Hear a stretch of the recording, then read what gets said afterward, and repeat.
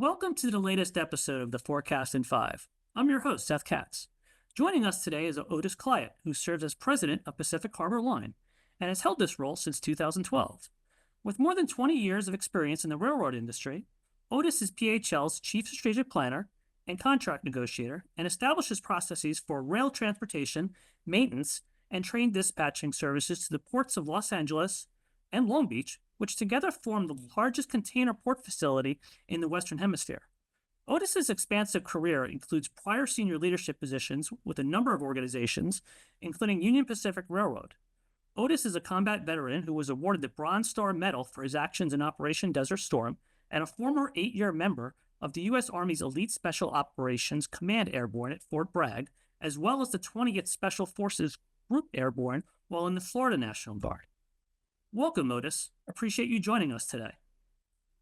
Seth, thank you for having me join you. I really appreciate it and look forward to having this dialogue with you. And I'd really like to start out by giving a shout out to Dave Roberts, coach of the world champion Los Angeles Dodgers and UCLA grad. Absolutely.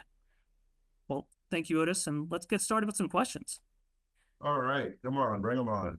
So Pacific Harbor Line was created in 1998 by Anacostia Rail Holdings Company as a neutral entity to unify operations at the San Pedro Port Complex and to help both the ports of Los Angeles and Long Beach operate more efficiently.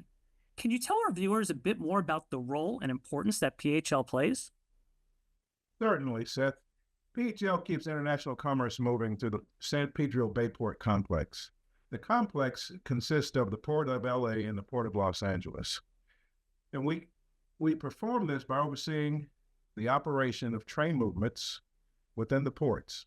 The ports are a critical North American link to the global supply chain, and PHL handles the first and last mile of goods.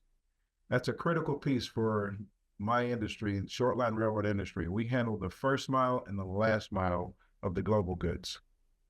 Our railroad also handles over 3 million containers. And in the railroad industry, we consider containers 40-footers. And the marine side, they consider them 20-footers, TEUs. So that 3 million containers is over 5 million TEUs, TEU equivalent as well. So quite a bit of volume goes through this port, and PHL touches a lot of it. And once you move away from the intermodal piece of the containers, we also handle normal railroad traffic, which we call carload traffic. And on average, we handle 40,000 carloads a year. So we're quite busy here at the port, Jeff. A tremendously important role that your company plays at the both ports. So PHL works closely with Union Pacific and BNSF, two of the largest railroads in the nation. Can you explain PHL's connection to both companies and how you collaborate with each? Certainly I can. And I actually started my rail career, as you mentioned in the intro, with Union Pacific Railroad. So Union Pacific and BNSF are PHL's two largest customers because they have the contract with the shipping company from origin to destination, which takes them across the country. PHL operates only in the confines of the Port of Los Angeles and Long Beach. So from that, UP and BNSF will bring their trains in, what we call westbound trains. They're coming from Chicago. They're coming from Dallas, Texas. They're coming from Minneapolis.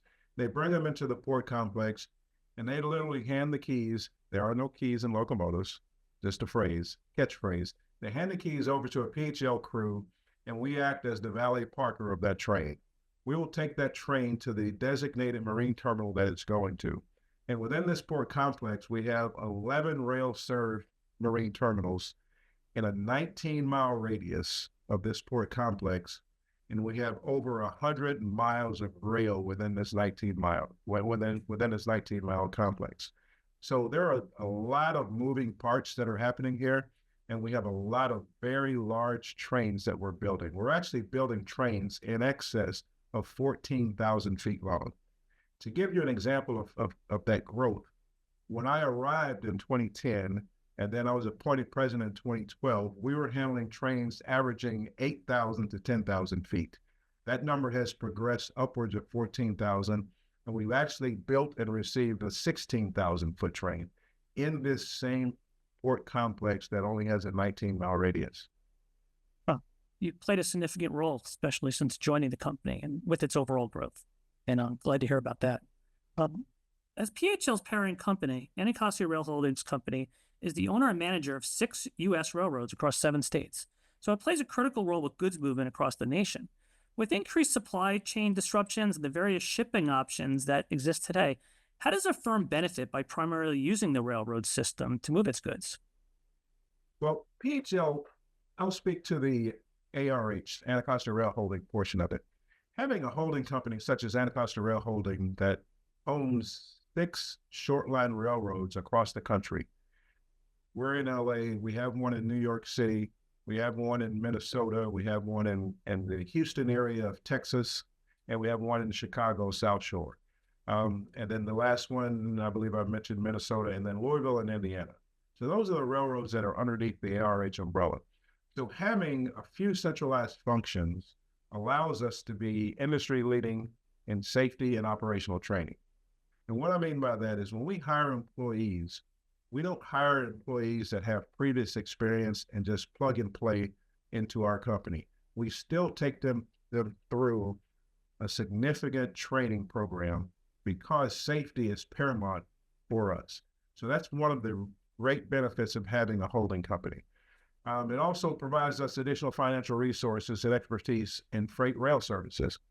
As an example, during COVID, the need for short haul rail increased in the port. So that conversation came up, and that conversation has been spanning throughout California, short haul rail.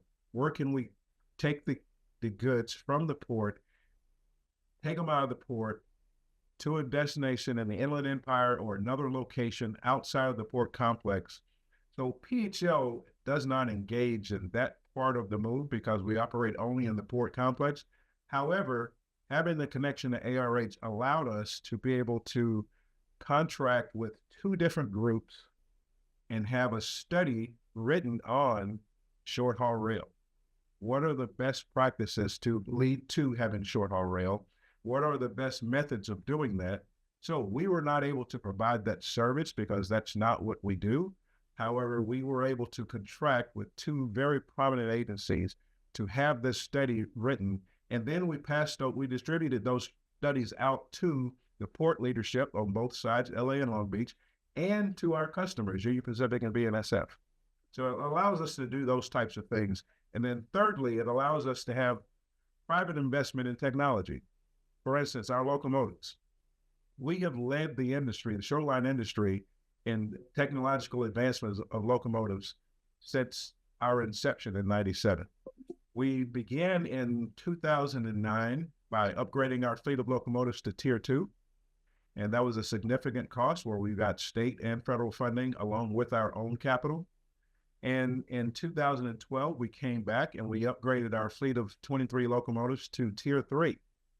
The manufacturers that we used did such a good job that the locomotives were actually rated at Tier 3 plus.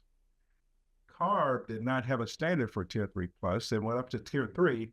So those locomotives were designated Tier 3 plus, which again puts us as a leader in the industry. And then in 2018, we, along with one of our manufacturers, developed and demonstrated the first switch engine of Tier 4 level. And we have that locomotive today. We demonstrated that locomotive for 24 months, and then we put that locomotive on long-term lease, and we still have that locomotive. So we have one of the first Tier 4 locomotives. And that wasn't good enough because the port complex is a green complex, and they have a mandate of going green, going zero by 2030, 2035. Well, PHL has once again exceeded that number. In May of 2023, we received the first switch engine, battery electric switch engine on the freight side in the country. And that locomotive came to us. It was built and manufactured in Brazil to all U.S. specs. We were completely involved in the R&D process of that with our manufacturer. So it has allowed us to continue to be industry leaders in a number of areas. All excellent points, and really helps us understand why the railroad system is so important. Since we have many Anderson MBAs watching, can you share more about why working in the railroad industry is a profession that's worthwhile to consider? I'll certainly answer that question. Many people think of railroads, they think back to shoveling coal and a steam engine, choo-choo train going along, got the little railroad hat on, and they don't think very much about technology. Well, in our industry, as I mentioned in the answering the last question, as far as leading industry and technological advancements on our locomotives, we have Witronics on our locomotives. We can tell if a crew member on a locomotive has a cell phone, it will detect that because that's a hindrance. That's something that disturbs them from operating a locomotive. We have start stop buttons on our locomotives for our engines so to reduce the idling time on them. So when you look at the number of highly technological things that we do in our industry, majors coming out of college, such as engineers, for example, the railroads employ engineers from many disciples, mechanical engineers, electrical engineers, civil engineers. We recruit from accounting and finance. Accounting and finance work at different railroad headquarters and corporations because there's a need for that, obviously. Then we talk about marketing. On the marketing side, you've got marketing and commercial, so marketing majors. In the marketing commercial arena, you take a look and we have what we call business development opportunities all the time. Then we also have sales, that's a branch of that as well. And they're all under that marketing and commercial side window. And then the logistics piece, obviously, you've got supply chain, you've got project management, contract negotiations and contract management fall under logistics. And then we can't leave our lawyers out, right? Those who want to go out and get a JD. We have a huge opening for legal in the legal industry. Most railroads have general counsels. We have environmental lawyers. We have labor lawyers. And so we employ quite a few of the disciples under the law umbrella. And then lastly, I would say IT and the emergence of AI. Under that umbrella, I talk about internet security, program development, software design, et cetera, et cetera, et cetera. And AI, I don't want to talk too much about that, but I'll just touch on it. How does AI help the railroad industry? In a number of ways, We've got Class 1, our two partners, Union Pacific and BNSF, they are using AI in a number of ways, such as how do you reduce dwell time? How do you reduce the amount of time a rail car sits without moving? AI helps in that. How do you reduce the amount of maintenance that you may need to perform on your railroad? And when you have 25,000 miles of railroad, that's a very beneficial piece, and it's a cost reducer. So there are a number of ways that recent graduates, particularly graduates from UCLA Anderson, can utilize their skills within our industry. So great question. Thanks for asking that. And thanks for sharing that. A lot of helpful information there, especially for our students. For our next question, what do you believe are some of the opportunities that lie ahead for the railroad industry over the next decade? My personal response to that would be communication and visibility. And what I mean by that, as a result of COVID, there were a lot of things that we learned in our industry, a lot of things. And a lot of them centered around those 2 points, communication and visibility. I participated as a stakeholder in the port in White House calls for 24 months. We had weekly calls with the White House, all the stakeholders, and it couldn't be your designee. It had to be the leader of that company participating. And that was simply to provide the communication piece because all of us have different vernaculars. The rail industry, all of the modes of transportation have different vernaculars. And you could say dwell time to a shipping company and dwell time to a railroad company, and they mean different things. Essentially, the core is the same, but they could have different start times, different end times. How do you track it? So COVID kind of highlighted that. The other thing that centers around the communication and visibility piece is Amazon. Amazon was a game changer. COVID made Amazon a game changer. With Amazon, our consumers began demanding visibility of their merchandise, tracking of inventory, and reduced travel and reduced process time. All of that was a takeaway that was birthed out of COVID and Amazon's foresight to be able to get their customers who are sitting at home, clicking a mouse to say, I want this in 24 hours. Well, it's difficult to get a product from Asia to Burkeville, Alabama in 24 hours. But when you use the entire system, when you start looking at the distribution centers and how they work and interact with the intermodal world for trains and trucks to get the goods there, and they fill up the distribution centers, they fill up the warehouses, the ships are coming in as they should.